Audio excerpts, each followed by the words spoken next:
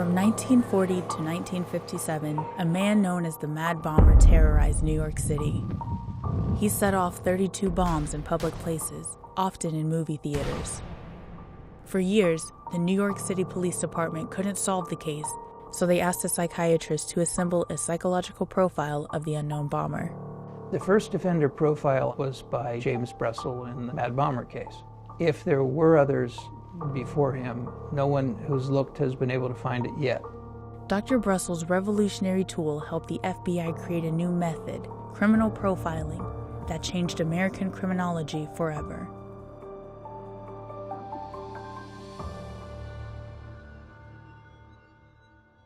The first bomb was in a Con Edison plant on the far west side. A Con Ed worker found a bomb in a wooden box on a windowsill on his lunch hour.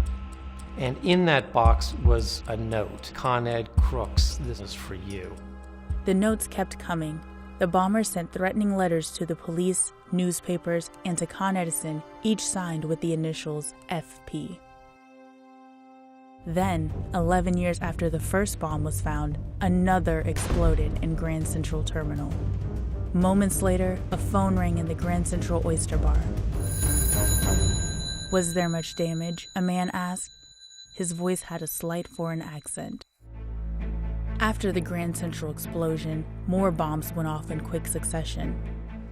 He would sit in the orchestra. When the lights came down, he would take out a cheap penknife and he would rip open the upholstery of an adjacent seat and place his homemade bomb into the upholstery. There is one, supposedly, in the Empire State Building that has never been found.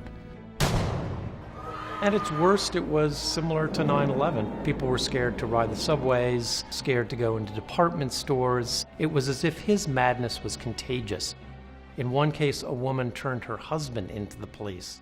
Over 16 years, more than 30 bombs had either exploded or been discovered undetonated, and the NYPD was no closer to finding the culprit. The police were essentially conducting their work as they had 100 years earlier, roughing up suspects, leaning on informants, and beating the bushes. In many ways, the approach to physical evidence was pre-scientific. This was pre-DNA, pre-trace fiber analysis. Most of the people working in crime labs were former police officers. They weren't scientists. As the investigation dragged on, one team bore the brunt of the dangerous work, the New York City Bomb Squad. 10 detectives, led by Captain Howard Finney, patrolled the city's public spaces and defused live bombs. With the police's current methods failing, Finney decided to look for an alternative strategy. In desperation, the head of the bomb squad decided to show all of the evidence to a psychiatrist in hopes that he might be able to shed some light on what the bomber's motivations were. James Brussel was just about as crazy as the bomber was. Like Sherlock Holmes, he was a drug addict. He was extremely eccentric. He obsessively wrote crossword puzzles with grids that he obsessively drew himself. Dr. Brussel had worked primarily in public hospital settings. Some of his work focused specifically on people who were both criminals and mentally ill, so that gave him contact with people who'd committed crimes in a way that not all psychiatrists had. In the 1940s, the homicide detectives had little use for psychiatry. They thought they knew what mattered about criminal behavior. They didn't think psychiatrists had much to offer.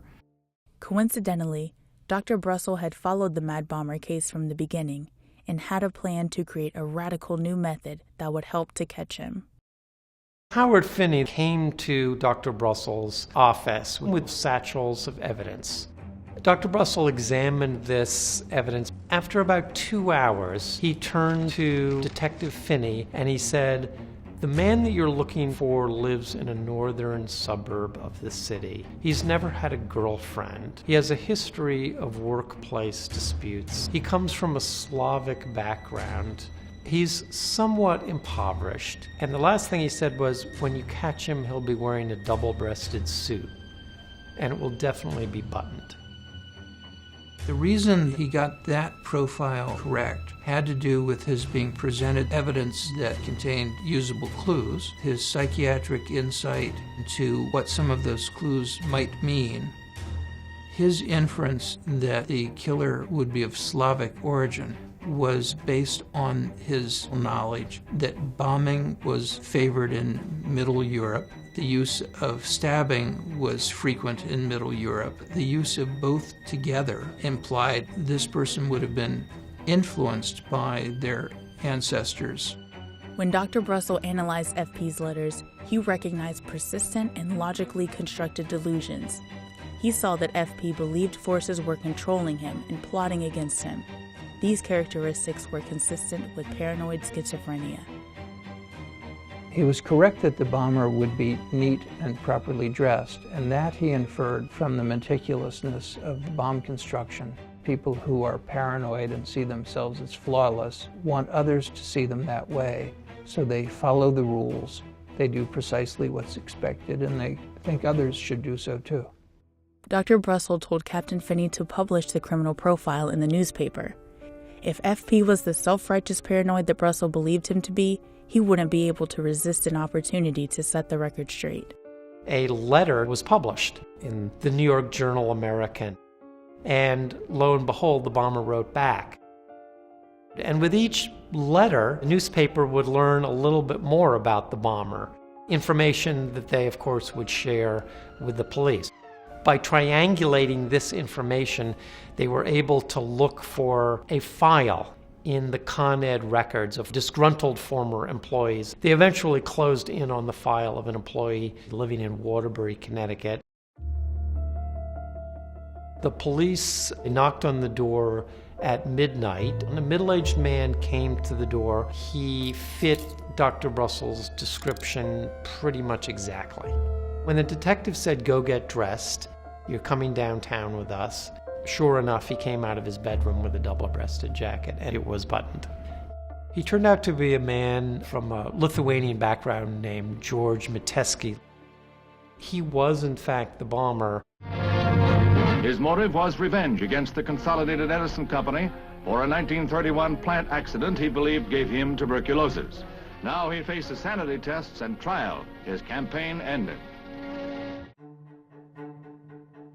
The bomber believed that he was on a moral crusade to right a wrong that had been done to him by the powerful forces in America that he believed were conspiring against him. He believed that he was a kind of God and that he was guiding the world in the right way. Well, if you're going to guide the world in the right way, you better be dressed right for that. We have all grown up with this idea of thinking that you are either insane or you're sane. What profilers would tell you is that it's not really like that. We're all a little bit insane, and we are all on a spectrum of insanity. Those who began doing what became known as profiling, in their effort to find anyone who'd done this before, stumbled on Brussel's book. He anticipated the field. The pioneers who started to form a systematic approach to profiling, John Douglas, Bob Ressler, every time they were out somewhere training, they'd stick around an extra day to interview some criminals that the warden would let them in to see. These profilers conducted interviews with some of the most notorious violent criminals in American history, including Ted Bundy, John Wayne Gacy, James Earl Ray, David Berkowitz, and Charles Manson. For many offenders who've already been convicted, they're happy to talk about this. And of course, when those very agents told Tom Harris, he wrote Silence of the Lambs, inventing Clarice Starling, the young agent who would go out and interview an offender. I think eventually there will be major technological advances, but I think it's always going to be important that people who know about psychopathology, about human nature and human behavior be at the helm of this. Can science grasp the mind of a serial killer, or does it take something more than that? Dr. Brussel's genius was that he could see that it did require science, but it required something else. It required intuition, something mysterious.